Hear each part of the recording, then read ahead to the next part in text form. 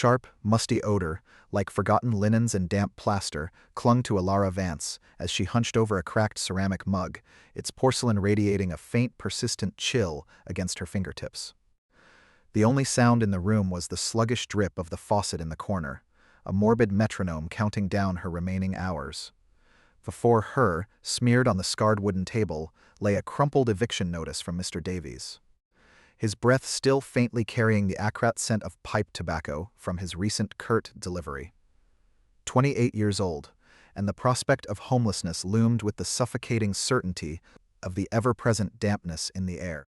Her savings stood at a precise £37.12, a sum that, even with her meticulous budgeting for instant noodles at £59 a pack, offered a buffer of just 62 meals, scarcely enough for 3 weeks. Flakes of pale blue paint, curling from the wall like dried parchment, mirrored the peeling veneer of her own existence. The small, rented room, perpetually cool even in the late spring, offered a stark visual of deferred dreams. Tucked beneath her hand, providing a sliver of warmth, was a small leather-bound notebook, its pages filled with delicately penned sketches of complex embroidery motifs. This fragile collection was a secret world, a silent rebellion against the stark realities of her threadbare carpet and the ominous brown envelope lying upon it. Marked urgent probate in stark black letters, its unopened seal held a new unknown threat, a potential further unraveling of an already precarious life, drawing her deeper into its unforeseen depths. The humiliating moment, the acrid scent of cheap coffee and aging velvet, filled the vast expanse of the Landfair Antiques Fair, a stark contrast to the comfortable, ambient temperature that belied the building's drafty Victorian origins. Beyond the murmur of 1,000 polite negotiations and the high-pitched clink of porcelain against porcelain, Alara clutched her acquisition.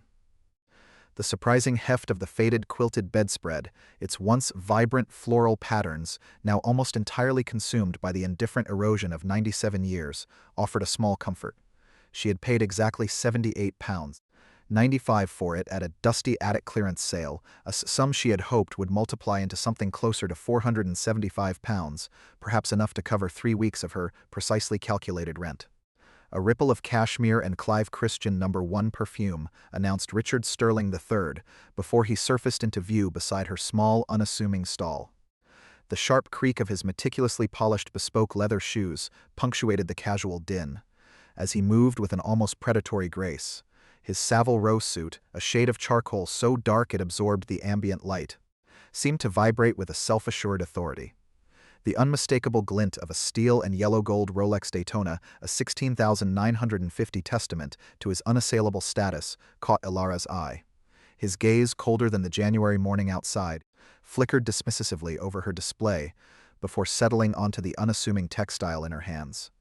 A short, guttural scoff escaped his lips, a sound that seemed to carry with unsettling clarity across the varnished floorboards. £82 for that moth-eaten relic? He articulated, his voice a low, derisive rumble. You'd be fortunate if it's worth 1/10 of its original fabric scraps. It's a peasant's quilt, dear, utterly worthless. He then pivoted slightly, addressing a nearby dealer with a booming declaration of his own recent financial triumph. My dear fellow, I just secured a truly magnificent fragment of a genuine Gutenberg Bible, a spectacular leaf, for which I paid a rather modest £537,000. A crimson flush bloomed across Alara's cheeks, a warmth that radiated from her neck to her hairline, yet her hazel eyes, unwavering, held his gaze. She offered no verbal retort, her silence a quiet, unyielding challenge in the face of his calculated disdain. The journey and arrival. A faint, metallic tang of stale ink still clung to her fingertips, a ghostly echo of the probate letter that, 11 days after its arrival, compelled Alara to action. The rattling metal of the coastal train began its slow, deliberate chug away from the urban sprawl, each revolution a tangible reduction of the city's omnipresent exhaust fumes.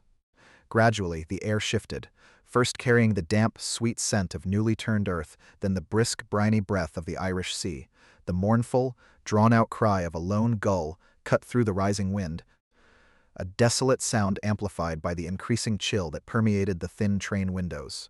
As the train juddered to a complete stop on the isolated platform of K-Half, the temperature dropped a full 8 degrees Celsius. a sharp, cloying cold that wormed its way into her very bones through her sensible wool coat. The rhythmic slap of waves against unseen rocks provided a stark counterpoint to the city's distant hum. The cottage, nestled precariously against a craggy incline a mere 147 meters from the platform, presented an even starker reality than the solicitor's terse letter had portended. Its original whitewashed walls were now severely streaked with viridian moss, revealing the rough gray stones beneath. Every single window, 8 in total, was not just boarded but secured with rust-streaked metal plates. The small, once inviting garden was a tangled, impenetrable thicket of rose thorns and gorse, reaching upwards of 83 centimeters in height. An overwhelming odor of decay, damp wood, mildew, and generations of neglect pressed down, palpable and thick, yet, as the biting wind whipped strands of hair across her face and the skeletal branches of an ancient hawthorn scratched against the derelict structure, a singular thought crystallized. This isolated shell, this forgotten corner of the world, was undeniably hers, the peculiar raised seam of the quilt, a solitary item in the dusty, silent parlor, pulsed with an almost magnetic pull for her attention. The discovery. The faint, briny tang of the Atlantic, carried on a stiff westerly breeze, preceded the rhythmic crash of waves against the cliffs a bare 77 meters from the cottage door. Inside, a cool, damp chill permeated Alara's fingertips as she methodically drew a linen cloth across the quilted bedspread, wiping away 27 years of accumulated dust. The coarse weave of the fabric, a humble domestic cotton, offered little resistance. Her fingers, accustomed to the whisper-soft silks and microscopic precision of her grandmother's embroidery hoops, kept returning to a subtle, raised seam spanning approximately 2 centimeters on the quilt's faded reverse. It wasn't the neat, intricate repair of a skilled hand. Rather, it felt like an anomaly, a deliberate subcutaneous lump beneath the worn surface. A sudden, distant seagull's cry, sharp and desolate, cut through the otherwise profound quiet. Alara's pulse quickened, a soft, uneven drumbeat against her ribs. With a jeweler's loop magnifying its crude execution, she carefully, almost reverently, began to unpick the hastily placed stitches with a silver thimble and a fine, dull needle. Each thread a mere 0.3 millimeters thick, released with a tiny, almost inaudible pop. Beneath the outer layers of linen and a thin, uneven wadding of aged wool, an astonishing concealment was revealed. Tightly rolled, its edges yellowed and brittle, a wax-sealed parchment, approximately 18.5 centimeters in length, lay nestled within the quilt's belly. The faint, sweet scent of beeswax, mixed with the musty aroma of ancient paper, filled the air as she painstakingly broke the crimson seal, embossed with an unfamiliar, intricate cipher. As the stiff paper unfurled with a series of tiny crinkles, a wave of cold dread, then profound awe, washed over her. Her eyes, adjusting to the faded but elegant script, absorbed the opening lines. It was a letter penned by a certain Lady Isolde MacGregor, dated April 27, 1746, detailing the desperate flight of Bonnie Prince Charlie after the devastating defeat at Culloden. The prose, precise and unembellished, chronicled the clandestine network of loyalists who had aided his fraught escape, a human chain of courage and loyalty stretching across the broken Highland landscape. The letter spoke of a previous, precious family heirloom, a jewel beyond price, entrusted to the quilt's safekeeping, a symbol of their enduring, defiant hope for a restored crown, and there it was. Nestled within a separate, impossibly tiny silken pouch, hand-stitched into a hidden compartment approximately 4.5 centimeters wide, not 3 millimeters from the rolled parchment's edge, lay a flawless, fiery ruby. It was not merely a gemstone. It was a silent, incandescent heart, beating with the weight of 3 centuries of whispered secrets and unyielding loyalty. Its surface, cool and smooth beneath her trembling fingertip, held a deep, mesmerizing crimson hue, approximately 1.7 carats in weight. The ordinary cotton of the quilt had guarded something extraordinary, the thread pairs. The thread pairs, a faint, brine-laced dampness clung to the air as Alara unlatched the heavy oak door. The cool, chiseled wood of the knob pressed against her palm, a slight chill seeping into her fingertips, but the cold sensation was quickly overwhelmed by a sudden, jarring clang against the flagstone path, the sharply heeled shoe of a meticulously dressed woman. Alara Vance, I presume, The voice cut through the blustery coastal wind, metallic and utterly without inflection. The woman, whose name was Miss Albright, introduced herself as legal counsel for Sterling and Associates. Her formidable presence contrasted sharply with the rough-hewn charm of Ilara's cottage, the sleek, expensive leather of her briefcase, a stark black against the lichen-covered stone. From the muddy track leading to the lane, the distinctive growl of a powerful engine, silenced as a gleaming black Range Rover came to a halt. The driver's door swung open with a muffled thud, and Richard Sterling III emerged, a triumphant, almost predatory smirk already forming on his lips. "It appears, Miss Vance," Albright continued, her words precise and measured, "that the property on which you reside, and indeed any items found within, even those you claim as attic finds, legally belong to the Sterling estate." The rustle of paper accompanied Albright's retrieval of a thick sheaf of documents from her briefcase. "Your great-aunt, it seems, was a tenant on land owned by a distant Sterling ancestor. A clause in the original lease, dating back to September 17, 1898, clearly states all salvageable assets revert to the landlord upon the tenant's demise." She tapped a finger, immaculately manicured, against a specific paragraph. "We require immediate access to conduct a full inventory, starting with that rather curious quilt you were showcasing at the county fair." Sterling, now standing beside Albright, added, his voice dripping with condescension, "No need to be greedy, Miss Vance. We might offer you a small finder's fee if you cooperate. Perhaps £75 for your worthless peasant quilt." He gestured dismissively towards the quilt Ilara had, just hours before, draped casually over a wooden rocking chair by the hearth, its true intricate secret still unfathomed by either of them. The implied ticking clock of legal action and immediate eviction seemed to echo in the sudden silence. As Albright turned slightly, a curious slip of paper, half hidden, momentarily slipped from a pocket within her briefcase. Ilara glimpsed a partial family tree diagram, extending far more broadly than just the direct Sterling line, hinting at forgotten branches and complex, intertwining inheritances, secrets perhaps even Albright herself was still unraveling.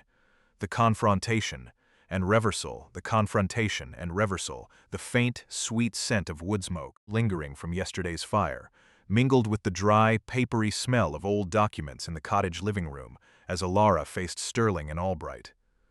A cool draft whispered across her exposed skin from a poorly sealed window, a stark contrast to the small, warm pressure against her chest.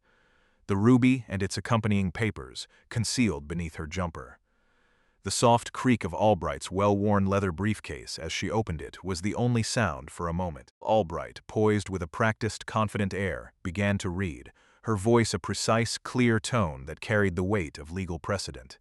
As per Clause 7b of the Leasehold Act of 1898, concerning inherited properties lacking direct lineal descendants.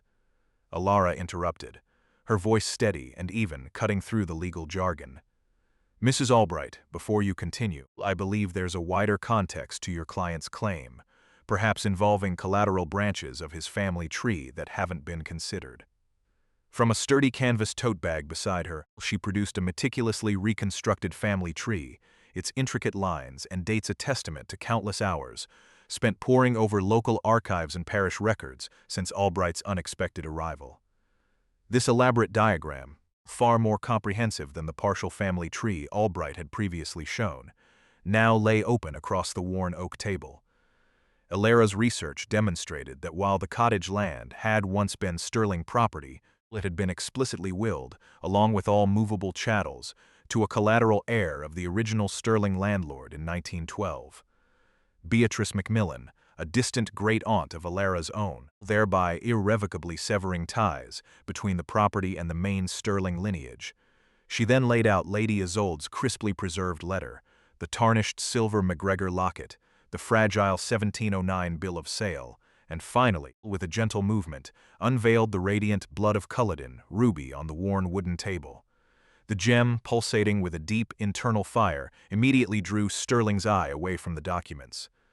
"This isn't merely an attic find, Mr. Sterling," Ilara said, her voice resonant with quiet authority. "Nor is it an 8-pound peasant's quilt. It is a historical artifact of immense significance, documented proof of a direct, undeniable inheritance to my great-aunt and subsequently to me." Richard Sterling III's smug confidence, which had been as solid as the granite lintel above the fireplace, crumbled instantly. A faint clink of cutlery from the kitchen, where Mrs. Henderson was preparing tea, underscored the sudden silence in the room as his face became a mask of disbelief, then dawning horror. The polished glint in his Rolex Daytona seemed to dim, his expensive bespoke suit suddenly looking ill-fitting and slightly rumpled. Albright, ever the professional, saw the legal defeat immediately, her expression tightening imperceptibly. "Mr. Sterling," she stated, her voice devoid of its earlier confidence, "regrettably, Miss Vance's documentation is irrefutable." Sterling sputtered, a choked, almost animalistic sound of pure fury. But it's worthless." Alara met his gaze, her dark eyes steady and unflinching. Justice and epilogue. Justice and epilogue. The acrid scent of ozone from the photocopiers lingered in the mahogany-paneled corridors of Sterling and Associates, a cold front moving through the once bustling firm as news broke. Richard Sterling III, his public reputation a fractured facade, found himself the subject of no fewer than 7 concurrent investigations into his aggressive acquisition practices. Within 63 days, he was unceremoniously relieved of his esteemed position on the Royal Antiquities Board, facing £137, $450 in financial penalties. Ms. Albright, adept at anticipating shifts in power, quietly dissolved her professional ties with Sterling and Associates on November 21, 2023, seamlessly transitioning her formidable legal prowess to a more secure, prestigious London firm by January 8, 2024. Alara Vance, holding the meticulously cleaned and carefully preserved blood of Culloden, felt its unexpected warmth against her fingertips. She chose not immediate sale, for its narrative now transcended mere monetary exchange. Instead, collaborating closely with senior conservator Dr. Evelyn Reid from the National Museum of Scotland, she orchestrated a groundbreaking exhibition. Threads of History. The Vance collection carefully repaired the quilt, its fabric, once deemed worthless, now painstakingly stabilized, to reveal its hidden compartment and the incredible 11/23-carat ruby, displayed alongside Lady Isoldet's original, beautifully penned letter. The exhibition became a global phenomenon, drawing 3,874,219 visitors in its initial run, eager to witness this testament to hidden resilience. The 80-pen quilt, her dismissed worthless relic, transformed into the centerpiece of a multi-million-pound cultural event, its intrinsic worth now not a singular sum, but estimated at £2,500,000 if ever offered for sale. She purchased the K Half Cottage on September 15, 2024, its ancient stones now bathed in the tranquil natural light of her new studio. There, her hands, once grasping at the edges of scarcity, now deftly taught traditional embroidery techniques, creating intricate beauty. The small, leather-bound notebook, a somber relic from her lowest point, now lay open on a sunlit oak table, its pages vibrant with meticulously completed patterns, each stitch a testament to new beginnings.